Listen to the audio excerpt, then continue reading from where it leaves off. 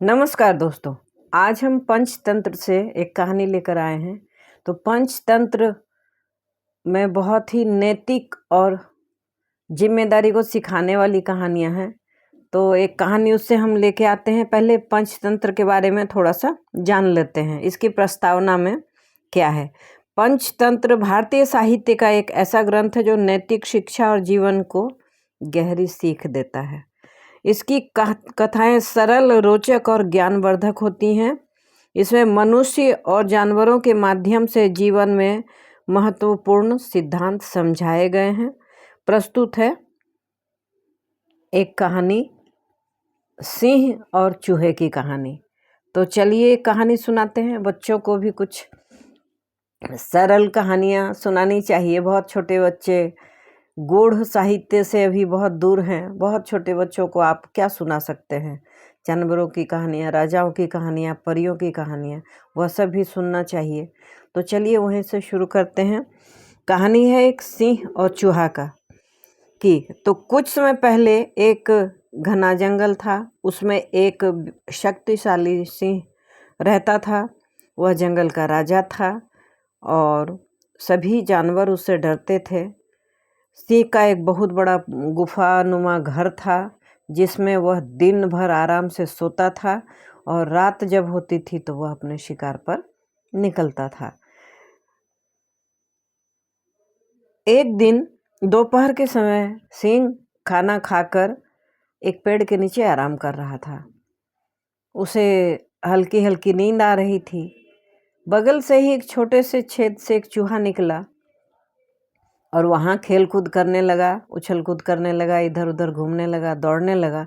जब उसने विशालकाय सिंह को देखा तो सोचा कि ये इतना लंबा चौड़ा जानवर है और फिर भी कितना बेपरवाह है, सोया हुआ है नींद में। तो चलो देखते हैं इसके पीठ पर चढ़कर और खेलकर क्या होता है। उसके सिंह की मांसल और शक्तिशाली देह को देखकर वह बहुत आकर्षित हुआ। वह बोला कि यह सिंह कितना बड़ा है और ताकतवर है, लेकिन सोते हुए भी वह बेपरवाह लगता है। क्यों ना इसके ऊपर मैं दौड़ लगाऊं। अब सोचिए, एक चूहा छोटा सा है और उसके सामने शेर की देह का आकार क्या होगा, बहुत लंबा चौड़ा। तो यह सोचकर वह हिम्मत जुटाया और धीरे धीरे सिंह के शरीर पर चढ़ने लगा। पहले उसके पंजों पर के पास खेला, फिर उसकी पूंछ पर चढ़ गया। खेलते खेलते उसने सिंह के पीठ पर दौड़ लगाई। सिंह अपनी नींद में था, लेकिन जब उसे चूहे की हलचल महसूस हुई तो वह जाग गया। सिंह गुस्से से गरजते हुए बोला, यह किसकी हिम्मत हुई कि मुझे सोते समय परेशान करे।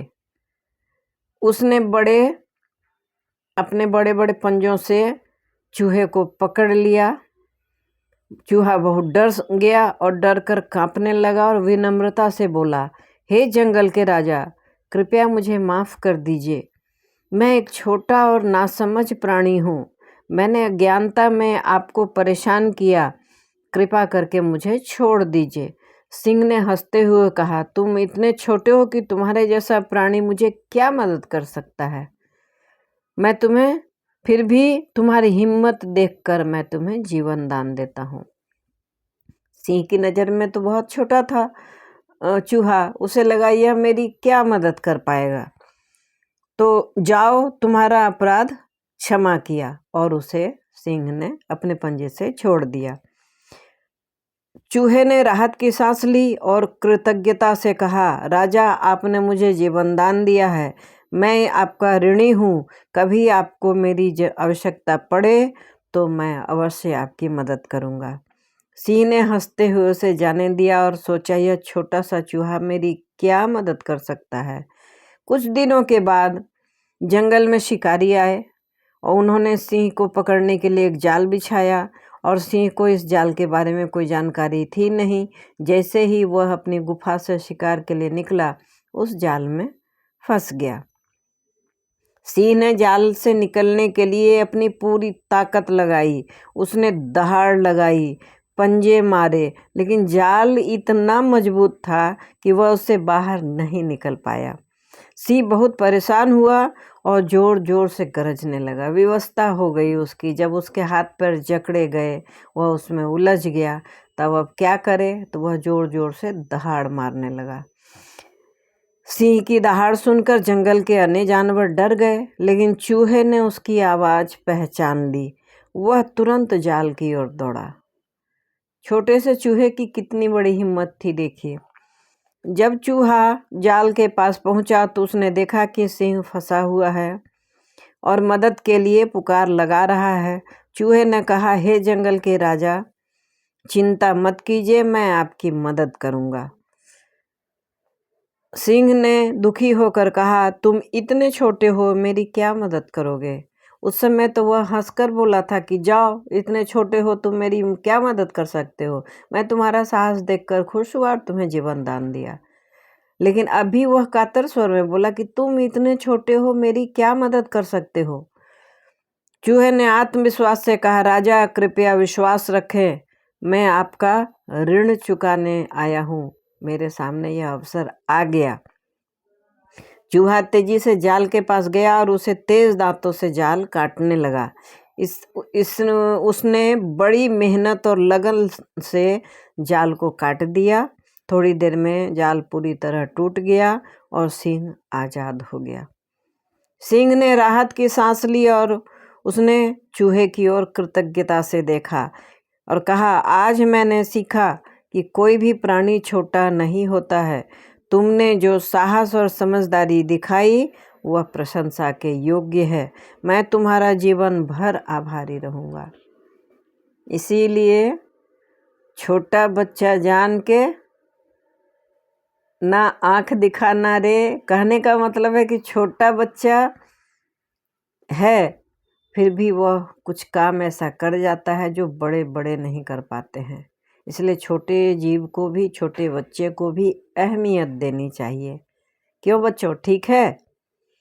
तो इसका अब निष्कर्ष क्या है? कहानी से क्या शिक्षा मिली? इस कहानी से हमें यह शिक्षा मिलती है कि कोई भी प्राणी छोटा या तुच्छ नहीं होता है। मदद करने का किसी भी समय किसी को भी मिल सकता है। मदद करनी चाहिए। हमें दूसरों की दया और सहृदयता को कभी भूलना नहीं चाहिए। किसी ने कभी मदद की हो तो उसे कभी नहीं भूलना चाहिए। उस ऋण को याद रखना चाहिए और जब भी अवसर मिले उसका ऋण चुकाएं और किसी ज़रूरतमंद को अगर ज़रूरत है तो उसकी सहायता करें।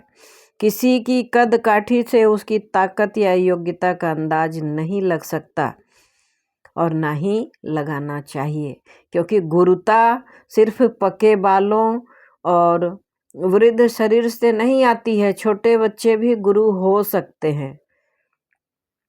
निष्कर्ष, सिंह और चूहा की यह कहानी यह समझाने का सुंदर उदाहरण है कि छोटे छोटे कार्य भी बड़े बड़े परिणाम ला सकता है। कैसे छोटे छोटे कार्य? छोटा चूहा अपने दांतों से कुतर कुतर कर सारे जाल को काट देता है। यह बहुत छोटे कार्य के बहुत ज़्यादा करने से, मेहनत से, साहस से, संयम से, सब्र से जो कार्य होता है वह कम एफर्ट में ही हो जाता है, लेकिन सारा काम हो जाता है। बड़ा बड़ा काम उस तरह से किया जा सकता है।